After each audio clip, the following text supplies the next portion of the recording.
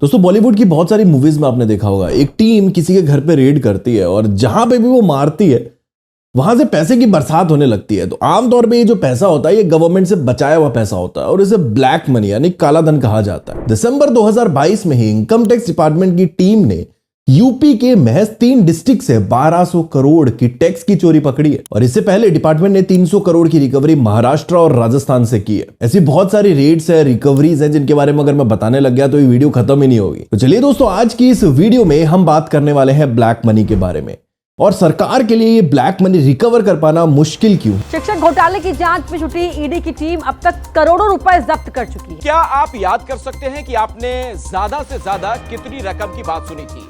वो अपना मोटा पैसा स्विस बैंकों में जमा कर रहे हैं।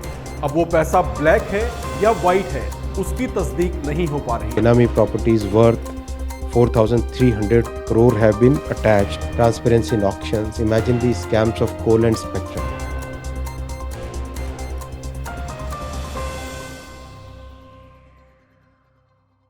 दोस्तों वीडियो में आगे बढ़ने से पहले जान लेते हैं एक्चुअली ब्लैक मनी होती क्या है। कोई भी ऐसा पैसा जिसका सोर्स गवर्नमेंट से छुपाया जाता है उसे ब्लैक मनी बोलते हैं। अब ये जो सोर्सेज है ना बेसिकली 2 टाइप के होते हैं, पहला इलीगल सोर्स और दूसरा लीगल सोर्स। इलीगल सोर्स यानी कि ऐसा पैसा जो स्मगलिंग, किडनैपिंग, ब्लैकमेलिंग और कमर्शियल फ्रॉड के द्वारा आता है। दूसरा जो है वो है लीगल सोर्स, मतलब अगर किसी को अपनी जमीन बेचनी होती है तो वो क्या करता है, बायर को बोलता है कि आप 60% जो पेमेंट है वो इलेक्ट्रॉनिक ट्रांसफर के थ्रू मेरे अकाउंट में ट्रांसफर कर दो, बाकी की जो 40% है वो कैश में मुझे दे दो। अब ये जो 40% अमाउंट है ये इनकम टैक्स डिपार्टमेंट तक जाएगी ही नहीं, वहां तक रिपोर्ट ही नहीं होगी। तो एक्चुअली ये जो पैसा ये ब्लैक मनी में कंसीडर होता है। अब एक आसान सा रोजमर्रा जिंदगी में इस्तेमाल होने वाली चीजों के ऊपर एक एग्जाम्पल आपको देता हूं। अगर आप कोई सामान कैश में बेचते हैं या खरीदते हैं बिना बिल लिए तो जो पैसा है वो गवर्नमेंट तक नहीं पहुंच पाता है और वो भी ब्लैक मनी ही कंसीडर किया जाता है। यार आरबीआई की माने तो डीमोनेटाइजेशन के बाद 99.30% जो पैसा है भारत का वो बैंकिंग सिस्टम में है, मतलब जिसका रिकॉर्ड आरबीआई के पास है, और जो पैसा बच गया वो ब्लैक मनी। आमतौर पे लोग क्या करते हैं, अपना जो पैसा है वो बैंक में डिपॉजिट करते हैं, तो ऐसा पैसा व्हाइट मनी कहा जाता है। अब यार आपके दिमाग में एक सवाल आ रहा होगा, ये जो ब्लैक मनी है एक्चुअली इसका होता क्या है। अब इसे लोग डायरेक्टली खर्च नहीं कर सकते। अगर आप प्रॉपर्टी लेते हैं, अगर आप कोई व्हीकल लेते हैं, कोई गोल्ड लेते हैं, कुछ भी ले लो, आपका ब्लैक मनी वहां पे आप इन्वेस्ट नहीं कर सकते।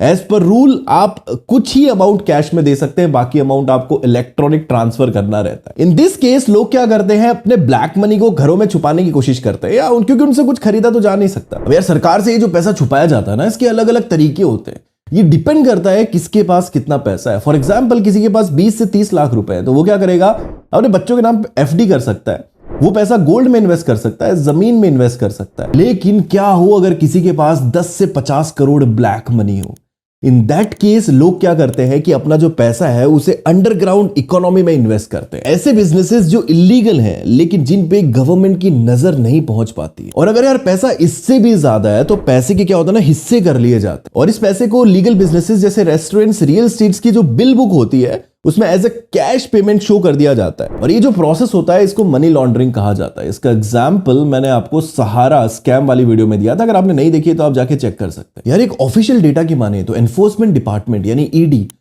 जो ब्लैक मनी से, मनी लॉन्ड्रिंग से रिगार्डिंग मैटर्स देखती है इंडिया में, उसने मार्च 2022 तक मनी लॉन्ड्रिंग के इंडिया में 5422 केसेस दर्ज किए। और यार क्या हो अगर पैसे इससे भी ज्यादा है तो लोग क्या करते हैं ना, अपने पैसे को स्विस बैंक में जमा कर देते हैं और राउंड ट्रिप मेथड के थ्रू क्या होता है, किसी टैक्स फ्री कंट्री में ये जो पैसे हैं वो भेजकर देश में वापस से इन्वेस्ट कर लेते हैं, जिसके थ्रू क्या होता है, जो ब्लैक मनी होती है वो व्हाइट में कन्वर्ट हो जाती है। आप एक चीज तो जरूर सोच रहे होंगे, अभी तक इंडिया के अंदर कितनी ब्लैक मनी है ये तो मैंने आपको बताया ही नहीं। तो चलिए एक एग्जाम्पल के साथ समझते हैं। तो मान लीजिए कि आपके पास एक कंपनी है, आप उस कंपनी के ओनर है, आपके पास बहुत सारे एम्प्लॉयज हैं, उनमें से कुछ ऐसे एम्प्लॉयज हैं जो आपका भी काम कर रहे हैं और किसी और कंपनी के लिए भी काम कर रहे हैं। तो ऐसे एम्प्लॉयज का जो पता लगा पाना है कि कौन ऐसे एम्प्लॉयज हैं, क्योंकि इससे क्या होता है ना, कंपनी की प्रोडक्टिविटी पे इफेक्ट होता है, ठीक है। तो वो एम्प्लॉयज बहुत मुश्किल से पता लगाए जाते हैं। यार अगर एक विकिपीडिया की रिपोर्ट की माने तो स्विस बैंक में इंडियंस के $10.6 ट्रिलियन से $11.6 ट्रिलियन तक जमा है। लेकिन जो स्विट्जरलैंड की गवर्नमेंट है ना, उन्होंने इस क्लेम को पूरा नकार दिया कि भैया ऐसा बिल्कुल भी नहीं है, मात्र $2 बिलियन है हमारे बैंक्स में। लेकिन शायद ये भी सही नहीं हो, क्योंकि फरवरी 2012 में सीबीआई की माने तो स्विस और दूसरे विदेशी बैंकों में भारतीयों के 500 बिलियन यूएस डॉलर्स तक जमा है। मार्च 2018 में एक रिपोर्ट पब्लिक होती है जिसमें यह दावा किया जाता है कि इंडियंस के बाहर के विदेशी बैंकों में जो पैसे है ना, उनकी कुल संख्या, कुल अमाउंट 300 लाख करोड़ रुपए है, मतलब 4 ट्रिलियन यूएस डॉलर। अब यार एग्जैक्टली कितना पैसा जमा है बाहर के बैंकों में ये किसी को भी नहीं पता है, बट सबके कुछ रफली एस्टिमेट्स होते हैं जो वो बताते हैं। अब यार गवर्नमेंट क्या कर रही है इसके ऊपर? अब ब्लैक मनी को रोकने के लिए गवर्नमेंट काफी लॉज ऑलरेडी लेके आ चुकी है, जिसमें imposition of tax act 2015, the बेनामी ट्रांजैक्शंस अमेंडमेंट एक्ट शामिल है, और इसके अलावा 2.5 लाख रुपीस के ऊपर के ट्रांजैक्शंस बिना पैन कार्ड के कंप्लीट ही नहीं किए जा सकते। फॉर एग्जाम्पल, आप गोल्ड खरीदने जाते हैं 10 लाख रुपए का, आपके पास 10 लाख रुपए कैश है, आप जाते हैं, आप बोलते हैं भैया मेरे को गोल्ड दे दो, ज्वेलर को बोलते हैं, तो ज्वेलर क्या बोलेगा आपको? नहीं भैया, गवर्नमेंट के रूल के अकॉर्डिंगली आप 2 लाख 2.5 लाख रुपए से ज्यादा कैश पेमेंट नहीं कर सकते। अगर आप करते भी हैं तो आपका पैन कार्ड लगेगा, बट जहां तक मुझे जानकारी है वो लोग लेते ही नहीं इतनी कैश पेमेंट, बाकी आपको बैंक से ही करनी पड़ती है। तो इन दैट केस आप देख सकते हैं अगर आपके पास ब्लैक मनी भी है तो उसका कोई फायदा नहीं है, कैश जमा करके कोई फायदा ही नहीं है।